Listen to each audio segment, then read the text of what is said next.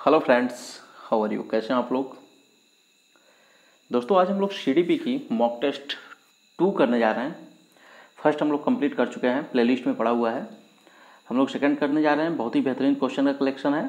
सभी लोग लाइव आ जाएं।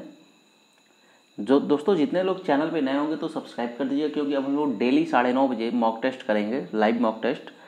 तो दोस्तों चैनल पे नए होंगे तो सब्सक्राइब कर दीजिएगा और अपने दोस्तों को शेयर कर दीजिएगा। चलिए देखते हैं। पहला क्वेश्चन आप स्क्रीन पे देख रहे हैं।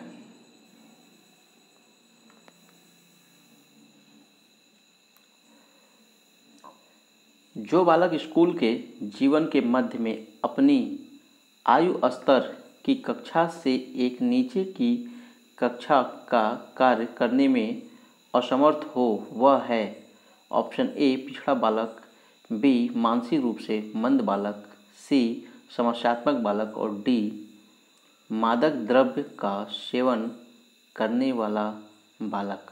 ऑप्शन आपकी स्क्रीन पे है।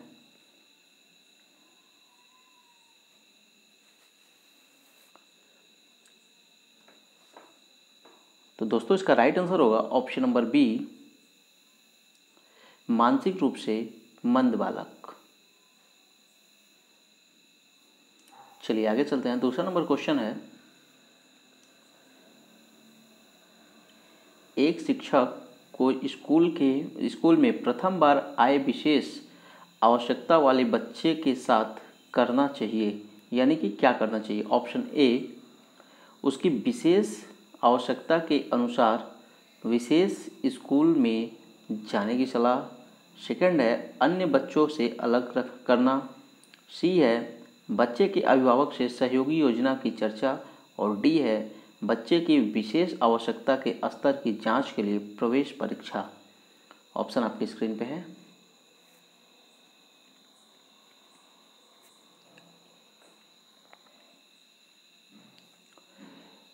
तो दोस्तों इसका राइट आंसर होगा ऑप्शन नंबर सी, बच्चे के अभिभावक से सहयोगी योजना की चर्चा करना।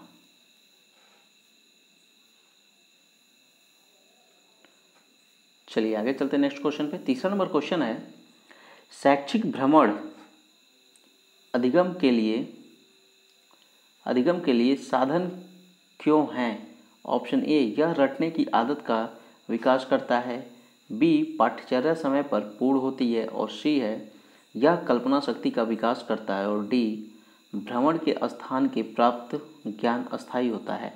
मतलब भ्रमण के समय प्राप्त स्थान से जो प्राप्त ज्ञान होता है वो अस्थायी होता है। तो ऑप्शन नंबर डी, चारों ऑप्शन हैं, ठीक है। कौन सा ऑप्शन सही होगा स्क्रीन पे आप देख सकते हैं।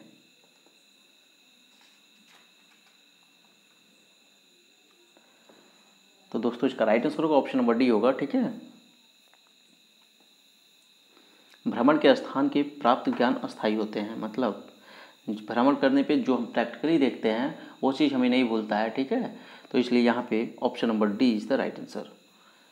चलिए आगे चलते हैं। चलिए दोस्तों कलर चेंज कर लेते हैं। चौथा नंबर क्वेश्चन है, किसी बालक की वास्तविक आयु 8 वर्ष है और मानसिक आयु 12 वर्ष है, तो उसकी बुद्धि लब्धि होगी। ऑप्शन ए 135, बी 140, सी 145 और डी 150। ऑप्शन आपकी स्क्रीन पे है।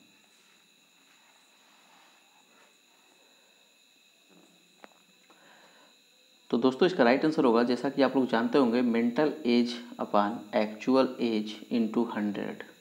इसका फॉर्मूला होता है मेंटल एज अपान एक्चुअल एज इंटू 100, ठीक है। तो मेंटल एज कितना है इसका, तो देख रहे हैं मानसिक आयु कितना है, 8 वर्ष है। एक्चुअल एज 12 वर्ष है, इंटू 100 कर देंगे, ठीक है। तो आपका ऑप्शन नंबर डी आएगा 150। कैलकुलेशन आप लोग कर लीजिएगा। चलिए आगे चलते हैं। 5वां नंबर क्वेश्चन है, प्राथमिक कक्षाओं में विषय वस्तु की नीरसता दूर करने के लिए शिक्षक को उपयुक्त शिक्षण नीति का उपयोग करना चाहिए, वह है, ठीक है। बहुत ही बेहतरीन क्वेश्चन है। ऑप्शन आपके स्क्रीन पे है। ए वार्तालाप नीति, बी प्रश्नोत्तर नीति और सी खेल और मनोरंजन नीति और डी है प्रदर्शन नीति। ऑप्शन आपके स्क्रीन पे है।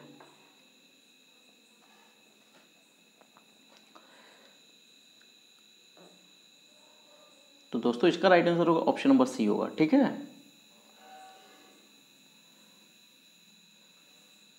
प्राथमिक कक्षाओं में विषय वस्तु की नीरसता दूर करने के लिए शिक्षक को उपयुक्त शिक्षण नीति का उपयोग करना चाहिए। खेल विधि, ठीक है, खेल विधि में बच्चे बहुत ज़्यादा इंटरेस्ट लेते हैं, छोटे बच्चे, तो खेल विधि से हम शिक्षण करते हैं इंटरेस्ट के लिए उनके। ठीक है, प्राथमिक कक्षाओं में ध्यान रखिएगा, ओनली ये प्राथमिक कक्षाओं के लिए है।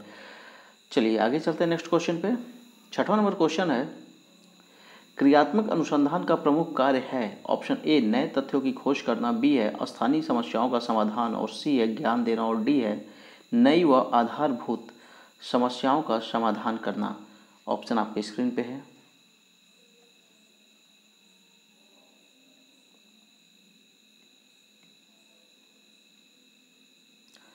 तो दोस्तों इसका राइट आंसर होगा ऑप्शन नंबर बी होगा।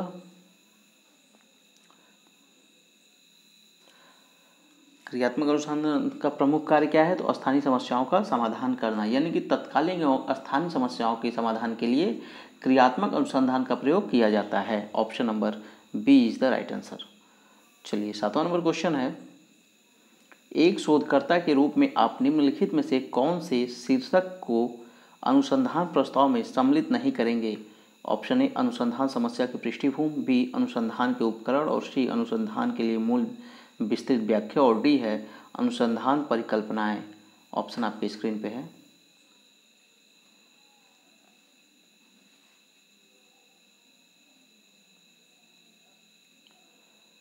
तो दोस्तों इसका राइट आंसर होगा ऑप्शन नंबर सी होगा। ठीक है, अनुसंधान के लिए मूल विस्तृत व्याख्याएं, option number C is the right answer. चलिए 8वां नंबर क्वेश्चन है, स्क्रीन पे देख रहे हैं आप,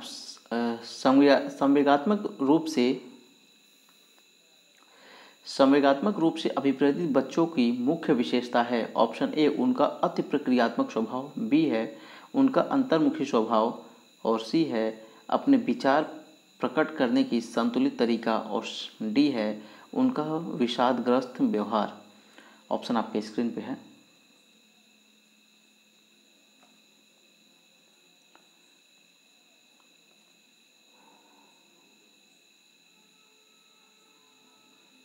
तो दोस्तों इसका right answer option number A होगा। ठीक है,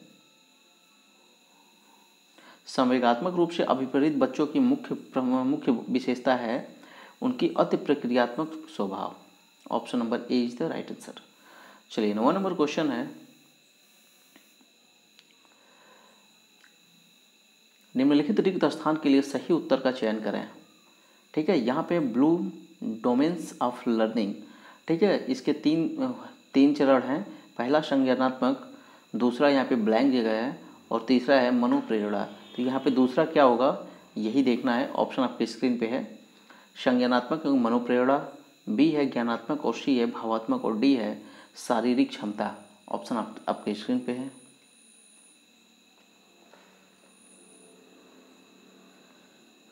तो दोस्तों इसका राइट आंसर होगा ऑप्शन नंबर सी, भावात्मक प्रेरणा होगा यहाँ पे। चलिए आगे चलते हैं। 10वां नंबर क्वेश्चन है, निम्नलिखित में से कौन सा चिंतन अनुसंधान से संबंधित है। ऑप्शन ए परंपरागत चिंतन, बी विकेंद्रित चिंतन, सी वैज्ञानिक चिंतन, और डी ये सभी। ऑप्शन आपके स्क्रीन पे है।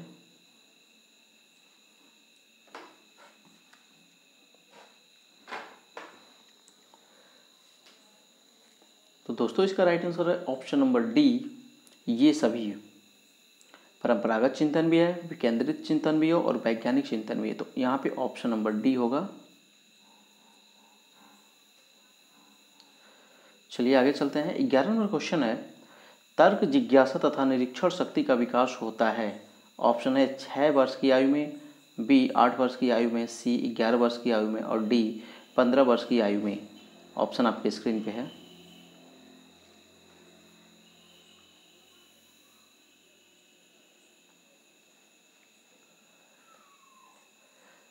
तो दोस्तों तर्क और जिज्ञासा तथा निरीक्षण शक्ति का विकास होता है ऑप्शन नंबर सी 11 वर्ष की आयु में।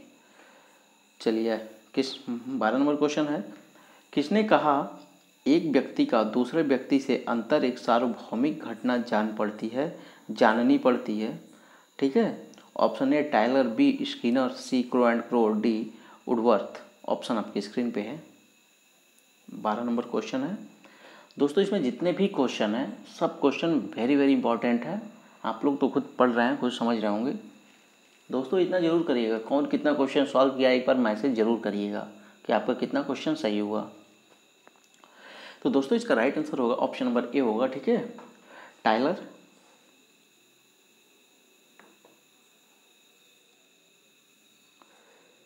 चलिए आगे चलते हैं। 13 नंबर क्वेश्चन है, सीखने की खेल विधि उपयोगी है। ऑप्शन ए बाल्यावस्था हेतु, बी पूर्व बाल्यावस्था हेतु, सी युवावस्था हेतु और डी परिपक्व अवस्था हेतु। ऑप्शन आपके स्क्रीन पे है।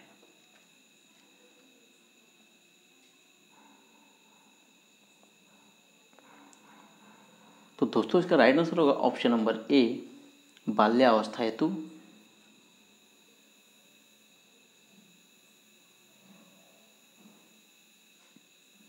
सीखने की खेल विधि का उपयोग होता है बाल्यावस्था हेतु, ठीक है। टाइमिंग क्या होता है इसका, तो टाइमिंग होता है 6 से 12 वर्ष।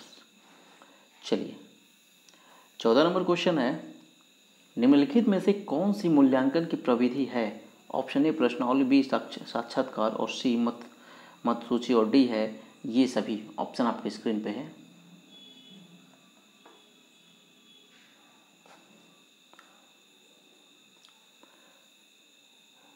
तो दोस्तों इसका राइट आंसर होगा ऑप्शन नंबर डी ये सभी। 15 नंबर क्वेश्चन है, एक शिक्षक गद्य व सब्जियों फलों के चित्र का उपयोग कर अपने विद्यार्थियों के साथ चर्चा करता है।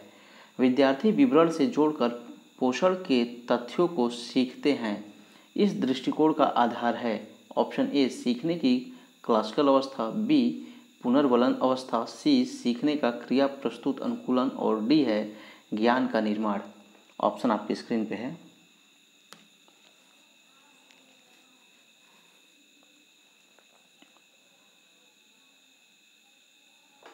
तो दोस्तों इसका राइट आंसर है ऑप्शन नंबर सी सीखने की क्रिया प्रस्तुत अनुकूलन। 16 नंबर क्वेश्चन है,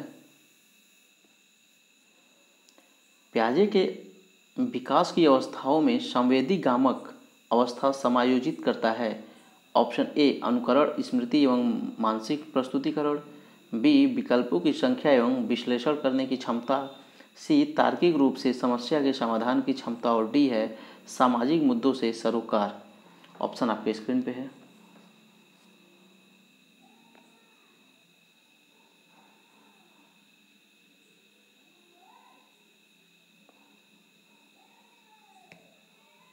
तो दोस्तों इसका right answer option number A होगा, ठीक है,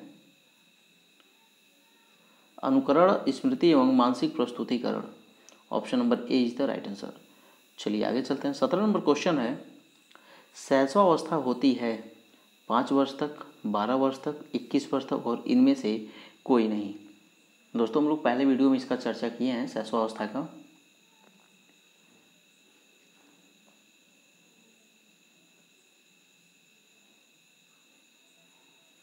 तो दोस्तों इसका राइट आंसर होगा ऑप्शन नंबर ए, ठीक है। शैशवावस्था होती है 0 से 6 वर्ष तक, ठीक है। तो 0 से 6 वर्ष तक होती है शैशवावस्था। इतनी उम्र में बच्चों को शैशवावस्था माना जाता है। तो जब शैशवावस्था, तो यहाँ पे ऑप्शन नंबर ए मतलब कि 5 वर्ष तक मानी जाती है। Option number A is the right answer. दोस्तों 0 से लेके 6 तक जितना भी रहेगा ऑप्शन में, अगर ऑप्शन 5 की जगह पे 2 होता, 3 होता, 4 होता, ठीक है, तब भी ए ही होता, ठीक है ना। तो option number A is the right answer. चलिए 8वां नंबर क्वेश्चन है, निम्नलिखित में से कौन सा कथन असत्य है। ऑप्शन ए अक्षम व्यक्ति के प्रति विपरीत विचार एवं भावना बच्चा बड़ों से सीखता है। बी है विशेष आवश्यकता वाले बच्चे दूसरे क्षेत्र में कार्य करने में अक्षम होते हैं। सी है शारीरिक अक्षमता वाला बच्चा मानसिक अक्षमता नहीं रखता। और ऑप्शन डी है ए एवं बी दोनों, ठीक है। ऑप्शन आपके स्क्रीन पे है।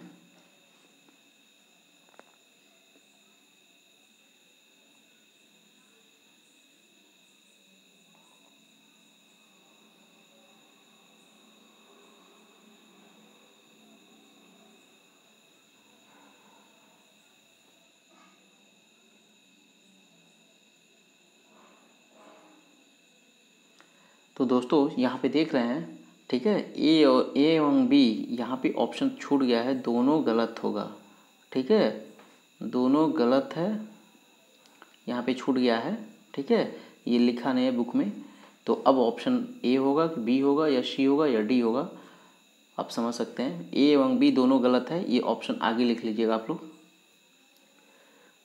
तो दोस्तों यहाँ पे होगा option number D right answer होगा, क्योंकि दोनों ये गलत है, ए और बी ये भी गलत है और ये भी गलत है, ठीक है। तो ऑप्शन नंबर ए और बी दोनों गलत है। तो निम्नलिखित में कौन सा कथन असत्य है? तो ए और डी ये दोनों कथन असत्य है। तो यहाँ पे क्वेश्चन के according option number D is the right answer. 19 number question है, विद्यार्थी की उपलब्धि का मूल्यांकन करने के लिए शालाओं में उपयोग में आने वाली विधियां हैं। ऑप्शन आपके स्क्रीन पे है। ऑप्शन ए परिमाणात्मक एवं निरीक्षण विधि, बी परिमाणात्मक एवं गुणात्मक विधि, और सी है गुणात्मक एवं साक्षात्कार विधि, और डी है उपर्युक्त में से कोई नहीं। ऑप्शन आपके स्क्रीन पे है।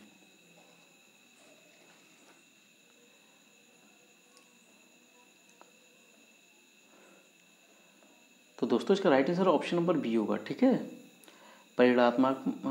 परिमाणात्मक एवं गुणात्मक विधि, option number B is the right answer. चलिए 20वां नंबर क्वेश्चन है, आशा 14 वर्ष की आयु में वह सब कार्य करती है जो अधिकतर 6-7 वर्ष के बच्चे करते हैं। आशा की यह अवस्था का कारण है। ऑप्शन ए मानसिक अक्षमता, बी अपंगता, सी आनुवंशिकता, और डी कुपोषण। ऑप्शन आपके स्क्रीन पे है।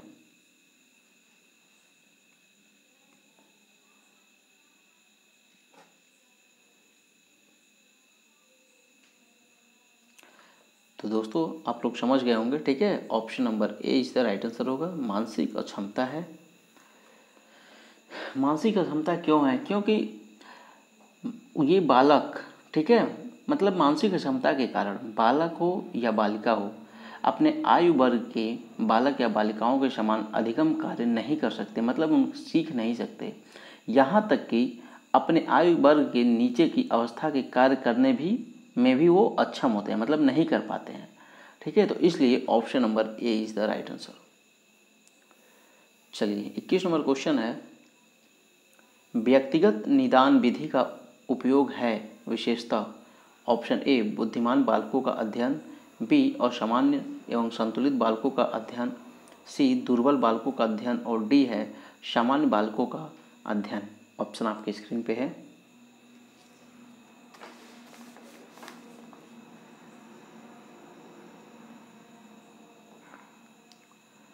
तो दोस्तों इसका right answer option number C होगा, ठीक है, व्यक्तिगत निदान विधि का उपयोग है विशेषता दुर्बल बालकों के लिए। Option number C is the right answer. चलिए आगे चलते हैं। 22 नंबर क्वेश्चन है, सीखने का स्थानांतरण है। ऑप्शन ए सीखी गई वस्तु को संभालना, बी है सीखी हुई तरकीब का वैसा ही उपयोग, और सी है सीखी हुई वस्तु का अन्य परिस्थिति में प्रयोग, और डी है उपर्युक्त में से कोई नहीं। ऑप्शन आपकी स्क्रीन पे है। तो दोस्तों इसका राइट आंसर है ऑप्शन नंबर सी, सीखी हुई वस्तु का अन्य परिस्थिति में प्रयोग। Option number C is the right answer.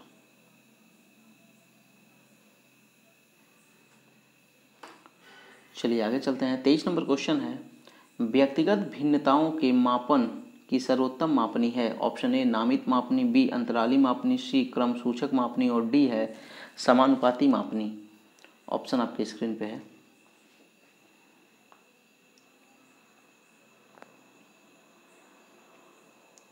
तो दोस्तों इसका राइट आंसर होगा अंतराली मापनी। Option number B is the right answer. चलिए आगे चलते हैं। 24 नंबर क्वेश्चन है, विद्यार्थी और शिक्षक के बीच की एक संवादात्मक प्रक्रिया जो उनके सीखने के वातावरण में बदलाव लाती है वह है। ऑप्शन ए मूल्यांकन, बी आकलन, सी ए व बी दोनों, और डी है उपर्युक्त में से कोई नहीं। ऑप्शन आपकी स्क्रीन पे है।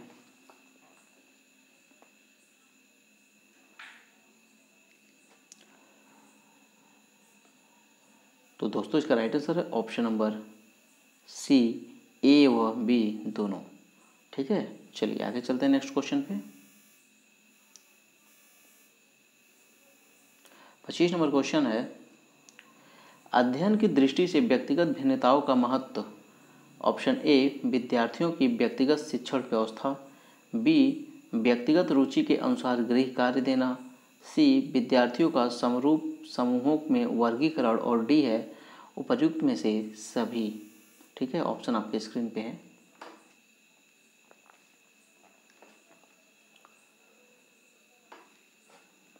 तो दोस्तों इसका right answer option number C होगा,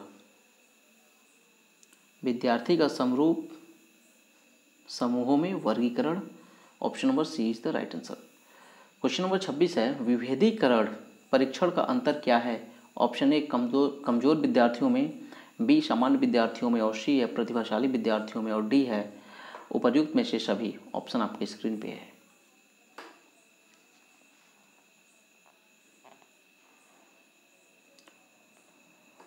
तो दोस्तों इसका right answer option number D होगा। ठीक है, उपर्युक्त सभी। चलिए आगे चलते हैं। 27 नंबर क्वेश्चन है, एक बालक जो शारीरिक दोषों से ग्रस्त है उसमें उत्पन्न होती है क्या। ए, संवेगात्मक स्थिरता, बी, अच्छी आदतें, और सी है मिथ्याभिमान, और डी है हीनता की भावना। ऑप्शन आपके स्क्रीन पे है।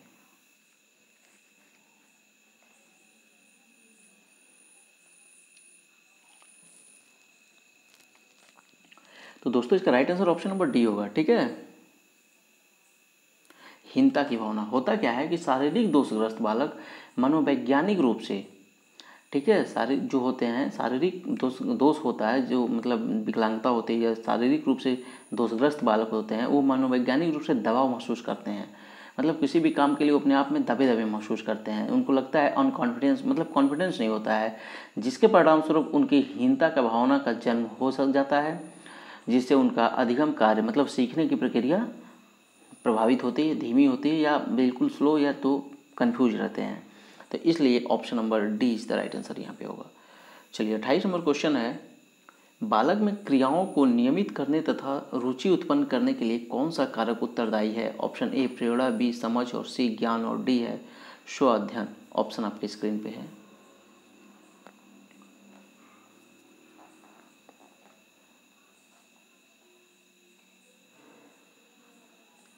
तो दोस्तों इसका राइट आंसर है ऑप्शन नंबर ए, प्रेरणा। ठीक है, चलिए आगे चलते हैं नेक्स्ट क्वेश्चन पे। 29 नंबर क्वेश्चन है, मूल्यांकन का उद्देश्य है। ऑप्शन ए, बच्चे के उत्तीर्ण अनुत्तीर्ण घोषित करना, बी, बच्चों ने क्या सीखा यह जानना, सी, बच्चे के सीखने में आई कठिनाई को जानना, और डी है उपयुक्त में से सभी, उपयुक्त सभी। ऑप्शन आपके स्क्रीन पे है।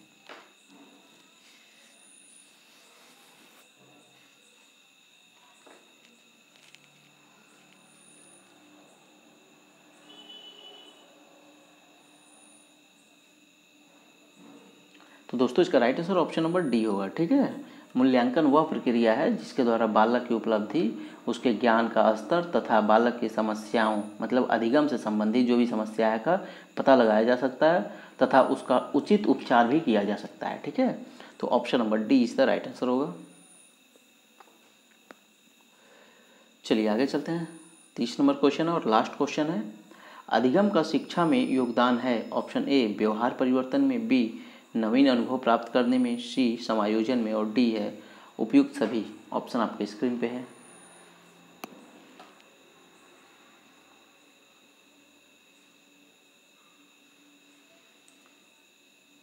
तो दोस्तों इसका राइट आंसर है ऑप्शन नंबर डी है। ठीक है, अधिगम का शिक्षा में योगदान क्या है, तो अधिगम वह प्रक्रिया है जिसमें बालक को नवीन ज्ञान की प्राप्ति होती है।